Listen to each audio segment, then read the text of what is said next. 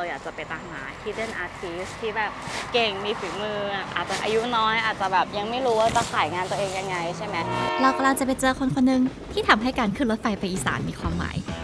ตอนนี้เรากำลังเดินทางให้ครบ77จังหวัดเพื่อไปเจอสถานที่ผู้คนและศิลปะแปลกๆที่น่าสนใจทั่วประเทศรอบนี้เราขึ้นรถไฟไปอีสานผ่านโคราชสุรินทร์แล้วไปจบที่อุบลแค่รถไฟทริปเดียว3วันได้แวะตั้ง3จังหวัดแถมที่สำคัญทั้ง3จังหวัดนี้มีงานศิลปะที่ไม่ซ้ำกันเลยคือตอนแรกอะนึกว่าจะไม่ได้มาขึ้นรถไฟที่นี่แล้วเมื่อตอนปลายปีก็เลยล่ำลาไปแบบ10 ปีปรากฏว่ารู้ตัวอีกทีกลับมาก็ยังขึ้นรถไฟที่หัวลำโพงแล้วเราก็ยังจะไปเที่ยวด้วยรถไฟกันเหมือนเดิมค่ะแล้วก็ทริปนี้เราจะไปเที่ยวอีสานกันนะคะเราจะไปโดยรถไฟสาย135นะคะที่เป็นรถไฟร้อนชั้น2ไม่มีแอร์แล้ววันนั้นเนี่ยเป็นวันที่อากาศร้อนที่สุดในปีแต่อากาศร้อนเนี่ยมาคู่กับแดดดีแล้วก็ฟ้าสวย26 เมษายน 2565 กรุงเทพนครราชสีมาคือนี่ก็เป็นครั้งที่3แล้วนะที่เรามาเที่ยวรถไฟแบบจริงจังใหญ่ๆอะไรเงี้ยซึ่งเรายังจำได้เลยครั้งแรกที่เรามาเมื่อนู่นแบบตอนที่เรานั่งรถไฟจากเหนือจรดใต้ประเทศอ่ะอันนั้นเป็นครั้งแรกที่เรานั่งรถไฟแล้วคือแบบเราตื่นเต้นกับทุกอย่างที่เราเจอไปหมดแบบเหมือนกับทุกอย่างมันเป็นแบบโลกที่มองผ่านเลนส์สีกุหลาบเพราะว่าแบบมันเป็นความใหม่เป็นคำเด็กแบบตื่นเต้นอะไรอย่างเงี้ยอะไรก็ดีไปหมดแต่แล้วหลังจากนั้นพอเราติดใจการเที่ยวรถไฟใช่ปะพอเรามีแบบอะไรคุ้มใจอะไรเงี้ยเราก็จะชอบมานั่งรถไฟเที่ยวไปเรื่อยๆแล้วแบบกลายเป็นว่าหลังจากครั้งนั้นนะทุกๆครั้งที่เราขึ้นรถไฟเรามักจะขึ้นมาจากการแบบหอบความกังวลแล้วก็เรื่องต่างๆขึ้นมาแล้วก็หวังว่าแบบไอ้เจ้าเหล็กขบวนนี้มันจะพาเราไปแก้ปัญหาได้ด้วยอะไรก็ไม่รู้พอมาครั้งนี้เหมือนพอผ่านอะไรหลายๆอย่างมาในช่วงปีที่ผ่านมาอะไรเงี้ยก็รู้สึกว่าจริงๆแล้วการเดินทางเนี้ยแบบการที่เรานั่งอยู่ในตู้รถไฟแบบนี้มองไปนอกหน้าต่างเจอแดดแบบนี้มันก็เหมือนกันทุกครั้งแหละแต่ว่าสิ่งที่ไม่เหมือนกันก็คือความรู้สึกในใจเรามั้งว่าเราจะเลือกมองทริปนี้เป็นแบบไหนเราจะมองมันด้วยตาของเด็กที่แบบตื่นเต้นหรือจะมองมันด้วยตาของคนที่แบบเคร่งเครียดกับชีวิตมากจนเห็นอะไรก็ไม่เอ็นจอยหรือเราจะแค่มองมันด้วยสายตาของคนที่รู้สึกว่าโลกมันก็เป็นอย่างนี้แหละเราก็แค่เป็น observer นะเราก็แค่ enjoy มันผ่านกระจกหน้าต่างระหว่างที่มันผ่านไปเรื่อยๆก็พอแล้วมันร้อนอยู่จริงๆด้วยแทนก็จะกินได้แค่ฝั่งนี้นะฝั่งนี้มันแบบ too early for spicy food เห็นแค่ฝั่งนี้นะคะไม่งั้นจะนอกจากรถไฟเนี่ยจะมีที่วางแก้วที่แบบมั่นคงมากแล้วนะคะรถไฟยังมีที่วางอาหารที่ใส่ลงไปแล้วเนี่ยดึงออกมาไม่ได้อีกแล้วนะคะต้องกินอย่างนี้นี่ดูดิมันพอดีเป๊ะเลยดึงออกมาไม่ได้แล้ว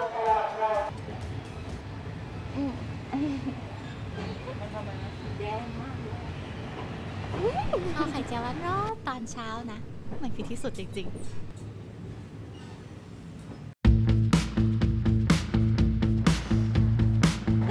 ตอนนี้สิ่งที่รู้สึกคือเมื่อก่อนพวกเรามันเซียวซ่ากันมากเหมือนกันนะเราสามารถนั่งรถไฟแบบนี้กันไปได้ทั้งประเทศได้ยังไงหรือปีก่อนๆมันไม่ร้อนเท่านี้หรือเปล่าก็ไม่แน่ใจแต่คือตอนนี้คือแบบงงมากว่าทำไมเมื่อก่อนฉันถึงแบบแข็งแรงจังมันคงเป็นแบบวัยที่มันร่วงโรยไปหรือ global warming ที่อากาศมันร้อนขึ้นหรือจะอะไรก็ไม่แน่ใจเหมือนกันแต่ว่าตอนนี้ก็ถึงโคราชแล้วก็มีความหมดแรงหน่อยๆนะคะแต่ว่าตอนนี้เนี่ยเดี๋ยวเราจะนั่งรถไปประมาณชั่วโมงนึงเพื่อไปสู่หมู่บ้านที่มี hidden artist ของเราอยู่ก็คืออยากจะไปเห็นแล้วว่าที่นี่เนี่ยเขาจะมีอะไรให้ทำบ้างวันหลังถ้าไม่รู้จะเที่ยวอะไรเนี่ยจะทำซีรีส์เที่ยวตามคำขวัญเมืองแล้วนะเพราะว่ารู้สึกเหมือนเขาคิดมาให้แล้วว่าแต่ละเมืองจะต้องทำอะไรบ้างไม่มีไอเดียคิดไม่ออกทำอะไรแล้วเที่ยวตามคำขวัญ77จังหวัดจ้าครูสังคมต้องภูมิใจในตัวฉันไปอีกในทุกๆครั้งที่มาเนี่ยเราจะได้เจอศัพท์ใหม่อาทิเช่นเห่าดงที่แปลว่าอาหารที่เหมือนลาบและต้มจืดแซ่บที่คือต้มยำที่ไม่เผ็ดแต่รสเหมือนต้มยำมันคือลาบไปแต่มันแค่สไลด์หมูเป็นชิ้นใหญ่เล็กสดมากอร่อยน้ำตาไหลเผ็ดนี่คือใบกะเพราใบกะเพราใบกะเพราแท้คือใบกะเพราบอกไม่ถูกแต่อร่อยจริงกับแก้ม จะถ่ายไปเขาไปก็อร่อยไม่เป็นปอกแต่ไม่เรีย คำถามที่ยิ่งใหญ่วันนี้ก็คือทำไมปอบชอบไปกินไก่ชาวบ้านทำไมปอบไม่เลี้ยงไก่ของตัวเองคำถามนี้มีมูลค่า1 ฮาวดงนะครับทุกคนเขาบอกว่ามันเป็นคล้ายๆต้มยำแต่มันไม่เผ็ดเท่าต้มยำแต่มันไม่ใช่ต้มแซ่บจืดอะเราเอาไปชิมก่อนสิ เอาชิมซิ น้ำ มัน เปรี้ยว ดูน่ากินมากเลยอะ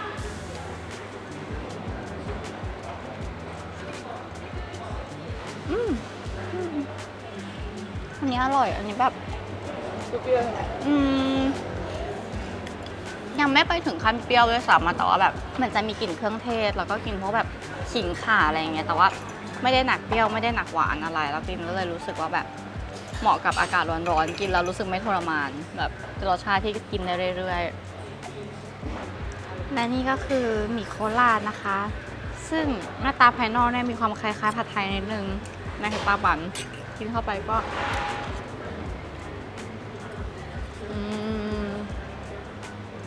เราว่ามันรสเหมือนผัดไทยเลยว่ะมันสปอสทูรสเหมือนผัดไทยปะจริงๆ คล้ายๆแต่ว่าจะหวานกว่า แต่มันหวานใช่มันจะหวานกว่าหน่อยแล้วก็เหมือนแบบว่านวลกว่านิดนึงใน3 จานที่สั่งวันนี้รู้สึกว่าต้มยำกระโทกอร่อยสุดเพราะว่ามันหอมเครื่องเทศแต่ว่ามันไม่เผ็ดไม่เปรี้ยวอะไรอย่างนี้ส่วนหาวดงรู้สึกว่าแบบมันแบบกลิ่นมันเฉพาะตัวไปนิดนึงส่วนผัดหมี่โคราชมันแอบหวานนี่คือแบบเป็น very honest review แต่ว่ามันก็ก็ดีใจที่ได้มากินอะไรใหม่ๆคือความตั้งใจของเราที่แบบนั่งรถไฟเดินทางให้มันครบทั้ง71 จังหวัดในรอบนี้ก็เราอยากจะไปตามหา hidden artist ที่แบบเก่งมีฝีมืออาจจะอายุน้อยอาจจะแบบยังไม่รู้ว่าจะขายงานตัวเองยังไงใช่ไหมซึ่งตอนที่คิดมันก็คือแบบไอเดียมันก็ดีแหละแต่ว่าพอถึงเวลามาจริงๆตอนที่มาถึงแต่ละจังหวัดสิ่งที่เกิดขึ้นก็คือเราต้องหากันว่าแต่ละจังหวัดเก่งอะไรอันนี้อาจจะไม่ยากมากเพราะว่าขับรถไปข้างทางเห็นอะไรเยอะๆเนี่ยก็จะเป็นสิ่งนั้นอย่างพอมาถึงโคราชเนี่ยสิ่งที่เห็นเลยก็คือดินเผายิ่งพอมาถึงอำเภอด่านเกวียนก็คือร้านขายดินเผาเต็มไปหมดไม่ว่าจะเป็นร้านก๋วยเตี๋ยวอะไรกินข้าวไปข้างหลังก็คือนั่งดูดินเผาไป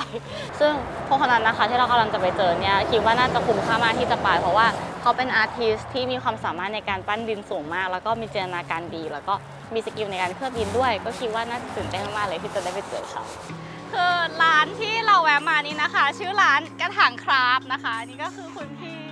เจ้าของร้านนะคะซึ่งเดี๋ยวพี่เขาจะไปเปิดบูธที่เซ็นทรัลลาดพร้าวด้วยถ้าเกิดว่าไม่เจอพี่เขานะคะก็จะไม่ได้รับคำแนะนำเลยว่าต่อไปเราจะไปที่ไหนก็ต้องขอบคุณพี่เขามากๆแล้วก็อย่าลืมไปดูร้านของพี่เขาและไปดูอาร์ติสต์ที่เขาทำลิ้นปั้นกันค่ะ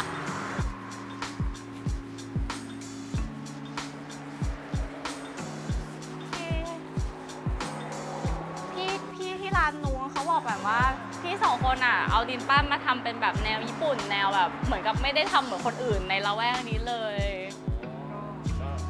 พี่ไม่กล้าเคลมตัวเองว่าเป็นศิลปินจริงๆพี่ไม่คิดแบบนั้นเลยพี่เป็นคนวาดรูปไม่เป็นด้วยนะด้วยความที่พี่วาดภาพไม่เป็นพี่งานพี่ก็จะออกมาแบบนี้ในนี้คือเริ่มหัดทำพวกเขาเรียกอะไรนะศิลปะสื่อผสมค่ะชิ้นพวกนี้ก็เกิดจากความที่เราไม่มีเงินเราอยากทำงานเราก็หาของรอบๆตัวมาทำพี่ถึงว่าพื้นเพพี่ไม่ใช่ศิลปินแต่พี่ไม่ได้เรียนศิลปะใดๆทั้งสิ้นอาศัยความชอบแล้วก็ทำมันอย่างที่เห็นเนี่ยงานพวกนี้หลายๆครั้งเราอยากนำเสนอความเป็นเราผ่านชิ้นงานพี่บอกเลยพี่ไม่ได้ปั้นเองทุกชิ้นนะมันจะส่วนใหญ่ของพี่จะหนักไปทางงานออกแบบงานอินสปายว่าเราได้แนวคิดจากตรงนี้มาแล้วเราจะต่อยอดยังไงรวมถึงการที่เราอยากสื่อสารความเป็นโคราชเราก็จะสื่อสารมันผ่านชิ้นงานแก้วใบนี้มันมีที่มาจากเนี่ยครับเราให้ชื่อชิ้นงานว่าสัญญาณชีพสัญญาณชีพคือดินพี่จะบอกว่าดินที่พี่ใช้เนี่ยมันคือดินลุ่มน้ำมูลดินด่านเกวียนก็จริงแต่ด่านเกวียนเป็นหนึ่งในบริเวณของลุ่มน้ำมูลลุ่มน้ำมูลเนี่ยมันจะมีลักษณะการสะสมตะกอนที่เรียกกุดเนาะภาษาโคราชแหละที่เรียกกุดมันจะมีลักษณะมันแอกที่อยู่บนหลังควายเราก็หยิบเอาแอกนั่นแหละมาเล่นเป็นเส้นของคลื่นน้ำจริงๆมันมีความเป็นปลายอาร์ตหนักมากเลยนะพี่นะครับใช่แบบงานจิตรกรรมสูงมากเลยเหมือนกับมีเรื่องที่อยากเล่าแล้วก็ได้เล่าออกมาด้วยสิ่งต่างๆอะไรอย่างเงี้ยอันนี้โทนตอนมาอยู่แรกๆหัดทำแล้วก็ขึงหัดไปขอเขาเรียนอยากขึงโทนเป็นก็ไปขอโทนนี่คือเป็นกลองใช่ไหมใช่เป็นกลองของโคราชมันโทนก็จะไม่มีลายหรือถ้าเราเขาทำลายเรียบๆกันแต่พวกพี่ก็มีความรู้สึกว่าเราวันหนึ่งเราจะทำเครื่องดนตรีชนิดเนี้ยให้มันไม่ควรจะตีแก้บนอย่างเดียวนะมันควรจะกลายเป็นเครื่องดนตรีที่แบบวงดนตรีทั่วไปจะต้องใช้สิเรา มันจะเวอร์ไวหรือไม่ช่างมันแต่อย่างน้อยเขาต้องรู้จักมันว่ามันคือเครื่องดนตรีนะอันนี้น่ารักมากเลยแชร์คลิปนี้ไปแล้วแนะนำอาร์ตในจังหวัดแถวบ้านคุณว่ามีอะไรเผื่อเราจะไปอะไรอย่างนี้แล้วเดี๋ยวปั่นแบบส่งแก้วอันนี้ของพี่เขาให้เพราะว่านี่นะคะนอกจากจะเป็นดินดันเกวียนแล้วยังเป็นนกคู่ที่เป็นสัญลักษณ์ของที่นี่ด้วยแล้วก็ทำจากอาร์ติสต์ที่อยู่ที่นี่ด้วยเป็นแบบของที่มีคุณค่ามากๆเลยเนาะพอพี่เอาดินมาแล้วพี่ไม่ได้แบบพยายามทำให้สีเขาแบบกลายเป็นสีแดงสีชมพูเป็นแป่นแต่ยังใช้เป็นคนแบบนี้อยู่มันก็มีความสวยไปอีกแบบนึงเหมือนกันเนาะพี่ไปลำพูนอาจารย์อินสนน่ะบอกพี่ว่าทำดินให้เป็นดินคือคอนเซปต์ของอาจารย์ก็คือทำไม้ให้เป็นไม้แล้วพี่ทำดินพี่ก็ทำดินให้เป็นดินคือความตั้งใจของพี่เองพี่อยากนำเสนอความเขาเรียกว่าอะไรนะร่วมสมัยหรอคือพี่ยังไม่เก่งพอที่จะนำเสนอมันได้แบบให้มันสวยในดีไซน์เต็มรูปแบบแต่ว่าพี่สามารถทำมันได้แค่ประมาณนะความ storytelling is everything อยู่นะ ซึ่งหลายๆคนก็บอกนะว่าจริงๆศิลปะการสร้างสตอรี่ให้เขาอ่ะเป็นเรื่องที่สำคัญที่สุดเลยเนาะมีส่วนเพราะว่าความสวยงามมันเปลี่ยนแปลงตามแล้วแต่คนชอบแต่ว่าเรื่องราวที่เราตั้งใจจะเล่าอ่ะยังไงคนก็สื่อสารกันเข้าใจได้เลยขอบคุณครับขอบคุณมากเลยนะคะครับผมขอบคุณครับขอบคุณครับ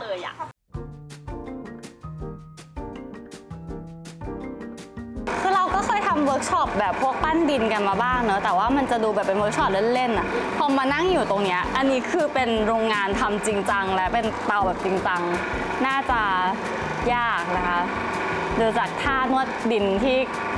ช่ำชองของพี่เขาแล้วคือทำพังแน่เลยค่ะอ๋อมือเราอยู่เฉยๆใช่ไหมคะ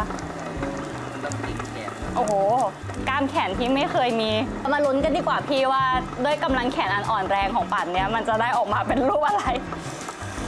มันไม่ใช่แค่เจ็บแขนแต่มันสากมือด้วยนะมันไม่เหมือนแบบดินในเวิร์กช็อปเล่นๆที่เราไปทำกันนี่นะคะคือคนที่ออกกำลังกายกับคนที่ไม่ออกกำลังค่ะมันแตกต่างกันจริงๆเลยค่ะปั่นได้ที่เคียบุรีมา1 อันใช้แรงพี่ทำมาตั้งนานมันได้ทรงเดิมเลยอะชอบแบบผอมๆอุ้ยอยากได้แจ็คกันหุ่นนางแบบอุ้ยสับสนนิ้วเราจะเข้าไปตรงไหนดีอันนี้หุ่นดีแต่ว่าหน้าพังนิดนึงนะคะสำหรับแจ็คกันอันนี้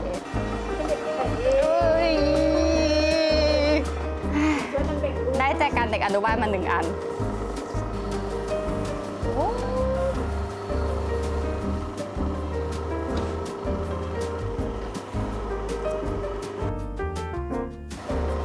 อันนี้ถ้าเกิดว่าคนมาเที่ยวก็มาทำกันได้ทุกคนเลยเหรอคะถ้าอยากลองทำอ๋อ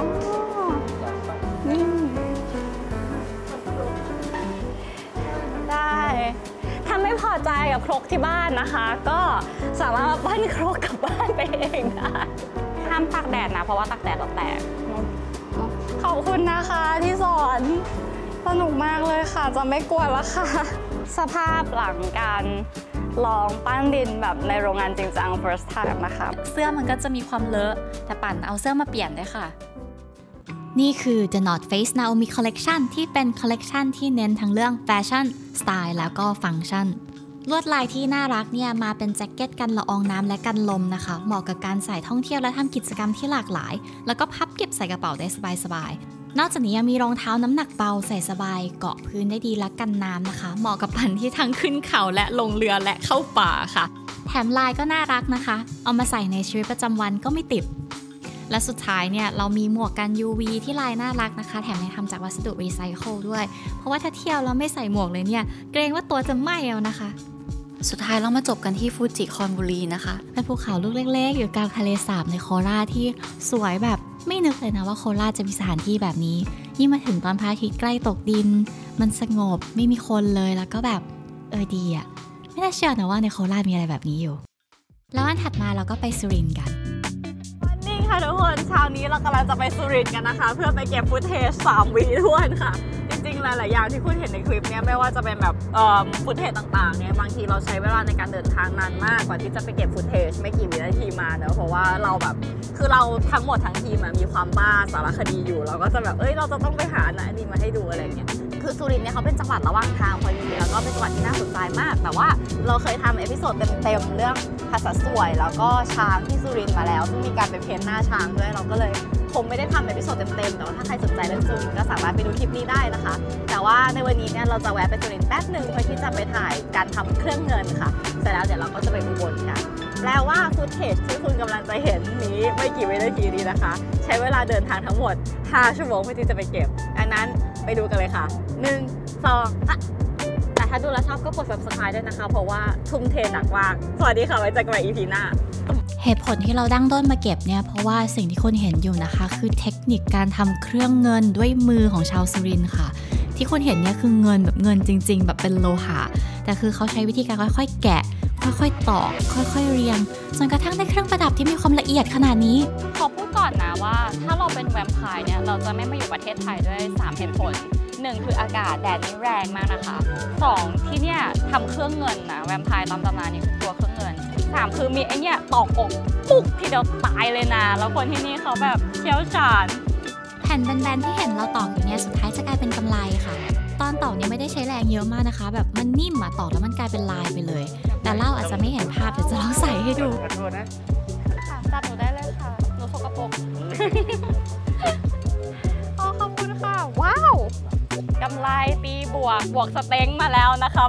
10ซึ่งคุณป้าที่นี่ก็ใจดีมากทำผมให้ด้วยเพราะว่าถ้าให้เราทำเองเราน่าจะนึกไม่ออกว่าที่ปักผมกับกำไรแบบนี้จะใส่ยังไงถ้าเป็นตัวละครในเกมเนี่ยผมคือพร้อมแล้วที่จะออกไปคิววอลก็ถือว่าเป็นศิลปะที่ทำจากมือล้วนๆอย่างหนึ่งที่หาดูได้ยากนะคะต่อจากสุรินทร์เนี่ยเราก็ไปที่สถานีรถไฟแล้วก็นั่งรถไปอุบลค่ะอากาศร้อนที่สุดในปีแบบนี้เราก็ยังจะนั่งรถไฟชั้น3ไปถึงอุบลเพราะว่า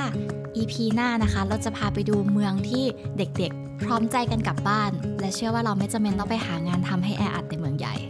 แล้วเจอกัน EP หน้าที่อุบลเมืองคนเทค่ะ